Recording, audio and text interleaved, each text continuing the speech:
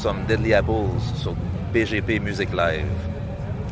Bonjour Deadly, et franchement merci de nous accorder du temps. Je fais déjà un petit warning, je ne serai absolument pas objective sur cette interview que j'attends depuis 2 ans. Donc je vais vous laisser vous présenter, on vous connaît peu pour l'instant sur BGP. Bonjour, je m'appelle Antoine, je suis le batteur de Deadly Apples, compositeur. C'est ça. Je suis Alex de Deadly Apples, je suis le chanteur et je détruis les choses sur scène. C'est exactement ça. Spéciale dédicace aux ramasseurs de matériel. Donc vous sortez d'un set, c'est pour ça que je parle de ça. Donc comment vous avez ressenti, bienvenue d'ailleurs c'est votre première scène en France. Oui. Pour le Hellfest, donc impression. C'est incroyable, on a eu énormément de plaisir, la foule est superbe. Malgré la fatigue, la seconde où on monte sur scène, ça disparaît, puis on donne tout ce qu'on a. Puis le public européen en général est merveilleux. Puis le Hellfest, ça faisait longtemps qu'on avait hâte d'y jouer. Ça fait 2 ans que c'est reporté. On l'a enfin fait, c'est merveilleux. On se sent choyé. Ouais, je suis d'accord. Puis aussi, c'est quand même un honneur pour nous d'être le seul groupe du Québec au Hellfest cette année dans la programmation monstre qui n'a aucun sens. Là. Je pense que c'est la plus grosse programmation qu'il y a jamais eu de tous les temps dans le créneau rock-metal. Puis c'est ça que de pouvoir faire notre premier concert en France sur le main stage du Hellfest, c'est quand même entrer par la grande porte si on veut. Donc c'était vraiment spécial. Puis surtout aussi après 2 ans de pandémie. Ça faisait au-dessus de 2 ans qu'on attendait de faire ce spectacle-là. Donc, c'était presque irréel. C'était vraiment très bien.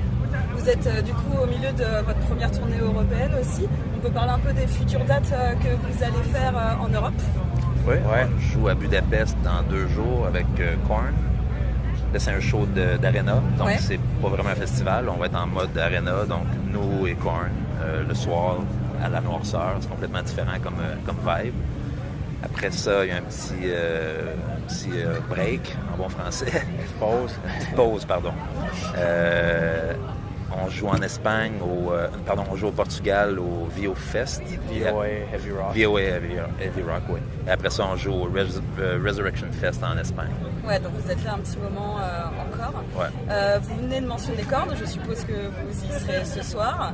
Il y a quand même un lien fort avec vous. La dernière sortie que vous avez faite, d'ailleurs, c'était une collaboration avec Monkey. Ça commence à dater un petit peu, 2018, c'est ça? Ouais, ben dans le fond, c'est ça, on a fait 2 chansons avec Monkey de Korn.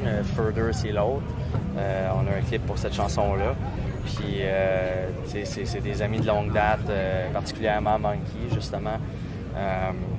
Puis, on jouait avec eux aussi au Copenhagen. On devait partir tôt, donc on n'a même pas eu le temps de se croiser ou quoi que ce soit.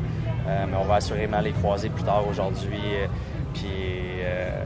C'est toujours un plaisir d'être avec eux. On a fait beaucoup de festivals avec eux. Ils nous ont emmenés en première partie pour une tournée japonaise il y a quelques années.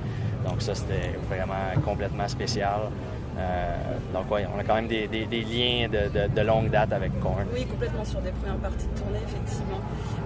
On ne l'a pas encore dit, mais vous êtes plus sur le domaine, on va dire, indus, pour dire large. Au niveau de votre discographie, il y a eu une toute première chanson, 2 EP, pareil, qui commencent à remonter un tout petit peu. Est-ce qu'il y a, je sais que vous aviez amorcé un travail en 2019, mais que la pandémie est passée par là, sur du nouveau matériel. Est-ce que vous avez un peu plus d'infos sur la suite? Oui, tout à fait. Le nouvel album est terminé. En fait, les démos sont terminées. D'accord. Il nous reste seulement à aller en studio et enregistrer les versions finales des chansons. On devrait faire ça à la fin de l'été, début automne. On est en pourparlers avec différents producteurs. Puis on devrait choisir puis trouver une date et le faire. Ça Donc devrait se faire. sortie 2023, quoi? Je dirais peut-être... c'est dur à dire, là, mais l'album fin va 2022, ouais, c'est ça. 2023, à confirmer. À confirmer, mais les chansons sont prêtes. Album ce coup-ci plus que P? Oui, il y a 12-13 chansons. Ouais. D'ailleurs, on a fait 3 nouvelles aujourd'hui. Oui, effectivement.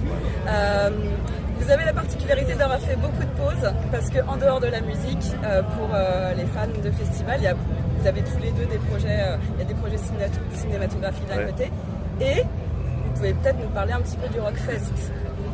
Oui, ben dans le fond, c'est ça, j'ai fondé le Rockfest à Montebello, qui est un peu l'équivalent du Hellfest pour le Canada.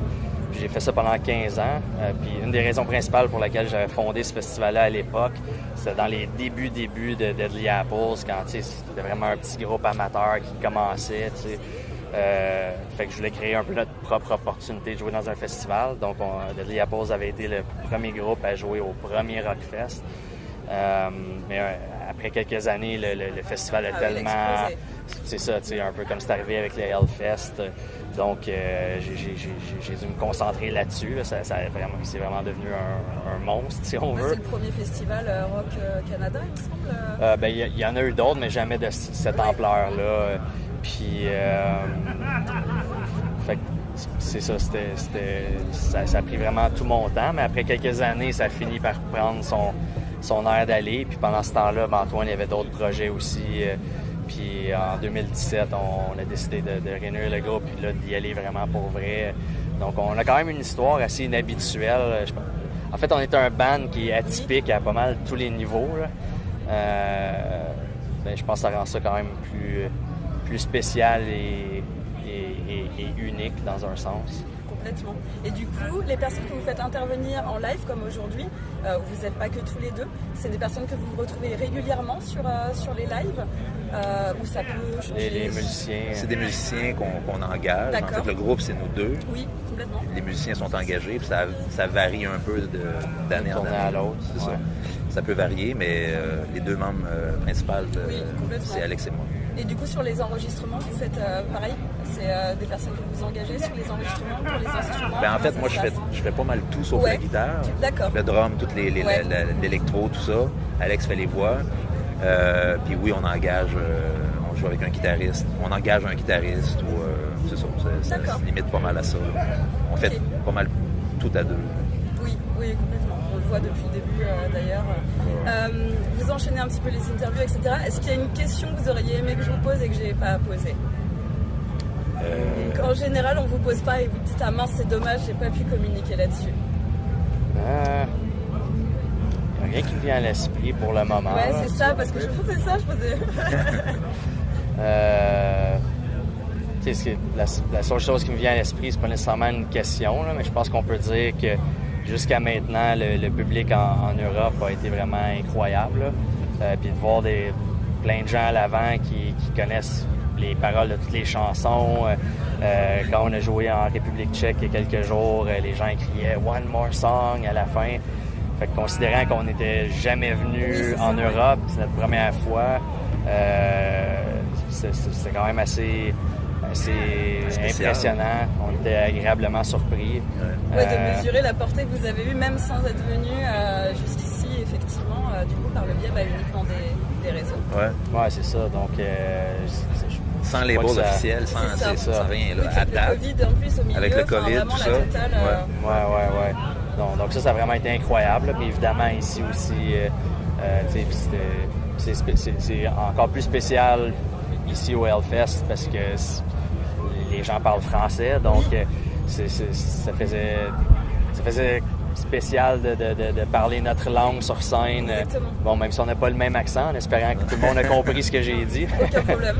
C'est rare que ça arrive parce qu'on joue pas nécessairement beaucoup au Québec. Oui. On joue partout, mais pas au Québec. Vrai, Donc c'est rare qu'on joue devant un public qui parle français. Francophone. Vraiment agréable. Donc grosse émotion. Il y avait un drapeau québécois. Oui, il était juste à côté de nous, effectivement. Je sais pas si c'était des Québécois, des Français. C'était un Québécois qui est venu exprès sur le Hellfest. Qui a ses places depuis 2 ans et qui du coup a réussi à rentrer son énorme drapeau québécois devant la main stage. Je vais vous laisser traditionnellement le mot de la fin. Je vous remercie encore une fois, comme je disais, aucune objectivité. Le set était vraiment excellent et on a ressenti vraiment l'émotion et le plaisir que vous avez à être là. Et ça fait un bien fou en tant que festivalier de voir que les groupes sont là et que ça leur fait autant plaisir que nous. Donc merci et après ça, je vous laisse terminer. Merci. Je pense qu'on peut remercier le public français qui nous a chaudement accueillis. C'était une bonne première fois. Puis surtout de pouvoir rentrer, comme je disais, par la grande porte pour notre premier concert en France. Mais ce ne sera pas la dernière. Puis on espère pouvoir revenir le plus rapidement possible.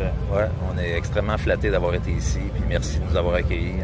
Mais merci à Ben du Ouais. Hellfest pour l'accueil, c'est super apprécié. On espère vous revoir pour la sortie de l'album, justement. C'est Comme certain. ça, venir défendre votre album et on sera là, bien évidemment, sur BGP, maintenant qu'ils vous connaissent aussi autant que moi.